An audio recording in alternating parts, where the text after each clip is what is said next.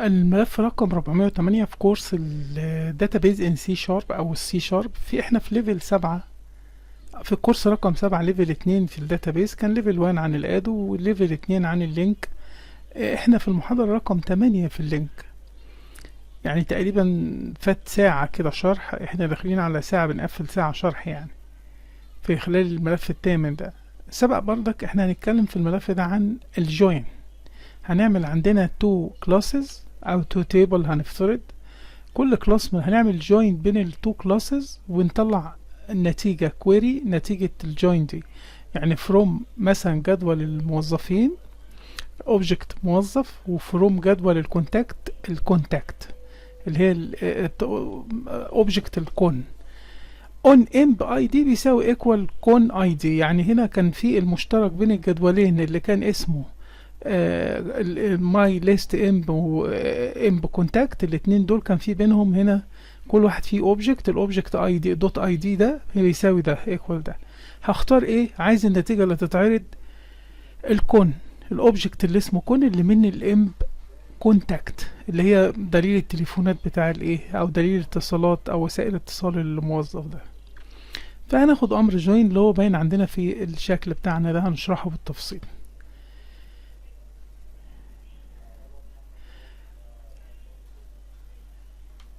هنخش على السي شارب. هوريك احنا عايزين نعمل ايه الاول.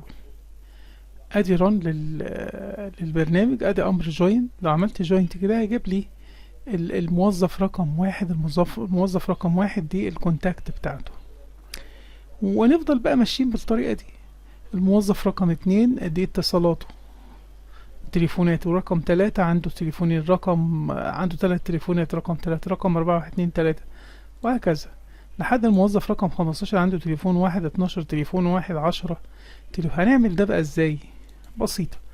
احنا عملنا الاول عشان نعمل الكويري دي عملنا كلاس تاني عندنا اسمه عملنا تعديل في الكلاسز اللي عندنا. احنا كان عندنا كلاس اسمه بيرسون لسه ما استخدمناهوش قوي، هنستخدمه. بقى عندنا 3 كلاسز دلوقتي، وكلاس اسمه امبلي، والامبلي ده ضفنا له الكورسز اللي هو بياخدها الموظف، وكان فيه كونستراكتور هنا. عملنا بقى كلاس اسمه كونتاكت ده فيه اي دي وده انت وفيه سترينج وده فون.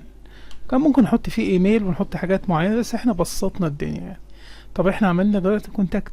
كانوا اللي فاتوا دول لما جينا عملنا الداتا عملناها في الفورم لود. كان ممكن نعمل الداتا بس هنا وعرفنا الهيدر بتاعهم او الديفينيشن الرئيسي من غير داتا فوق قبل الايه، يعني فوق قبل الفورم لود، قبل اي حاجة في منطقة الكلاسز، يعني بحيث ان هو يعني او فوق الكلاسز بحيث ان هم يتشافوا في اي مكان. وبدأنا نغذي الداتا بتاعتهم. حتى اللي احنا عملناه الجديد ده احنا عملنا list of person و list of employee وسميناها مايل. هنعمل بقى array of contact جديدة. يعني احنا استخدمنا هنا list of person list of employee وده سميناها كده وسميناها كده. هنعمل هنا array of contact array من الكلاس اللي اسمه contact اللي احنا لسه عارفين ان فيه اي دي وفيه الفون. بعد ما عرفنا الداتا بتاعتنا في اللي فاتت دي وشرحناها، هنعرف كمان داتا اللي هي الاري اوف كونتاكت. طريقته يعني ام بكونتاكت اللي هي الكونتاكت بتاع الموظفين، نيو كونتاكت ونفتح قوس ونكتب نفس الكلام اللي كنا بنكتبه لو انت رجعت نيو كلهم كده ورا بعضيهم بعد نفس الخطوات زي موضوع الليست بالظبط، لا اختلاف.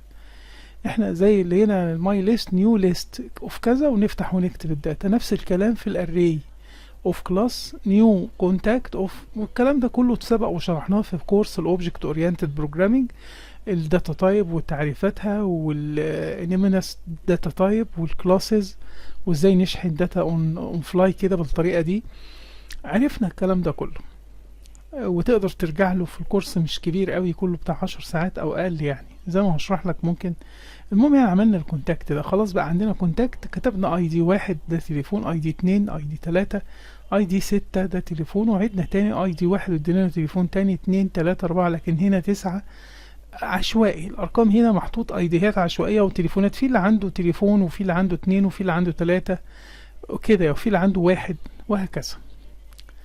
بدأنا بقى نيجي في الامر اللي اسمه جوين. ده السنتكس بتاعته الكويري الجديده بتاعتنا الجوين. بردك نفس الاسلوب اللي انا شغال بيه list term اللي هي النتيجة هتطلع لي هنا list of enumerable contact للكونتاكت دي، لان انا حاطط هنا دي contact select contact.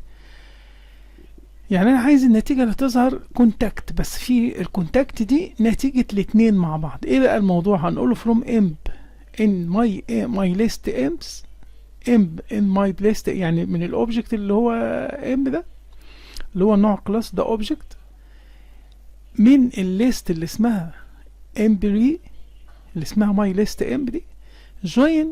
سميت اديت هنا برضك اوبجكت للكونتاكت سميته سي او كونتاكت، يعني امب كونتاكت اللي هو الاري اوف كونتاكت، الاري اوف كونتاكت كلاس يعني كونتاكت.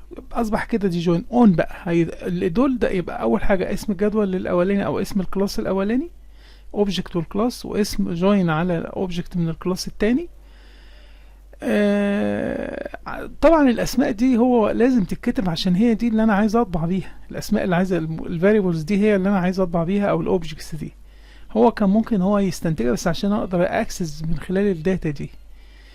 اون امب مين بقى اللي بيساوي اون ايكوال مين بيساوي مين؟ امب اي دي بيساوي سي او اي دي، ده الكونتاكت اي دي، والامب اي دي الاي دي بتاع الاولاني ده بيساوي الاي دي اللي في التاني ده. وهسلكت مين اللي هو هيرجع بقى اللي هو بيدور في التساوي ده، في حالة تساوي الاتنين بيرجع لي الكونتاكت سي او. سي او ده فيه ايه؟ في حاجتين، في اي دي وفي نمبر اللي هو الفون يعني. هيتخزنوا كلهم في ليست امب الفار ده اللي هو هيبقى enumerable contact. خلاص فضيت ليست 1. بعد كده هعمل بس سطر واحد بس، هعمل سطر واحد بس for each var I in list emp. list emp اللي انا طلعتها دي list box 1 dot item dot add I dot id شرطة كده زائد ايفون. لما هعمل ران بقى هيجيب لي كل التليفونات بتاعة الموظفين دي. لو عملت ران دلوقتي قلت له جوين جاب لي كل الناس كل واحد ورتبهم بقى. انا كاتب عشوائي، هو لا جاب لي واحد واحد اهو. هل في واحد تاني تحت؟ لا طبعا، هو على طول هو واحد واحد بس. كام رقم دول؟ انا ما حطيتش، عايز اعدهم. كام فون؟ انا حاطط كام فون؟ انا بس بنعمل تيست مع بعض منها تريننج على الكود يعني. انا عندي هنا ممكن اعمل فكرة الكاونتر اللي انا كنت عاملها قبل كده دي، بس انا اعد الفونز الاول اللي عندي. يعني انا عايز اعد الفونز اللي انا كاتبهم عندي فوق كده في التعريفات يعني. فالفونز اللي موجودة عندي هم تقريبا 1 2 3 4 5 6 7 8. انا بقول 3 في 6 ب18، انا ما ضفتش غير 3 مرات. دول 18 فون، دول 18 فون كده. انا فاكر ان انا عملت 6 وعملت كوبي وبعدين عملت كوبي ل6 تاني وغيرت الارقام يعني. فدول 3 في 6 ب18. يعني انا لو عملت لو عملت هنا عد في جوين ده، قلت له مثلا هنا في وانا بطبع يعني، قلت له ان انت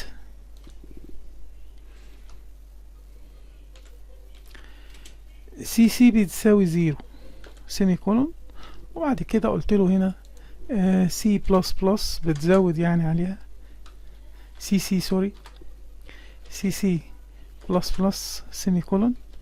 بعد كده اقول له هنا اطبع لي السي سي بلس بلس، وحط هنا اي حاجة يعني سهم سهمين اي حاجة يعني. ده سيريال نمبر ممكن اكتب، بس انا عرفت ان اول رقم ده سيريال نمبر، ممكن اكتب يعني سيريال نمبر. بس هو خلاص انا عرفت ان ده ممكن اكتب قبليه كده اهو سيريال نمبر. هيطلعوا المفروض زي ما قلت 3 في 6 ب18. 18 نعد كده، 18 فعلا رقم تليفون، 18 رقم تليفون. فانا كده قدرت على طول ببساطة اعرف هما كام رقم تليفون. طب ممكن انا دلوقتي اجيب رقم تليفون موظف معين؟ طبعا انا هنا ما عملتش اي وير ولا اي شيء، فممكن اعمل وير اي حاجة بقى. اقول له مثلا كونتاكت اي دي بيساوي 1. هات لي الموظف اللي بيساوي 1 بس. اعمل كده جاب لي على طول 1 ده ليه رقمين بس تليفون. طب عايز كمان الموظف رقم 2. انا عارف 2 ده ليه كام رقم تليفون؟ مفيش حد ليه اكتر من 4 طبعا. ده ليه 2. طب 3. هنكتفي بكده في الملف ده، وهنكمل في الجزء التاني ليه، لان في حبة تعديلات في الكويري دي وحبة تكملة لشرح الجوين. تابع معايا الجزء التاني من الملف. شكرا.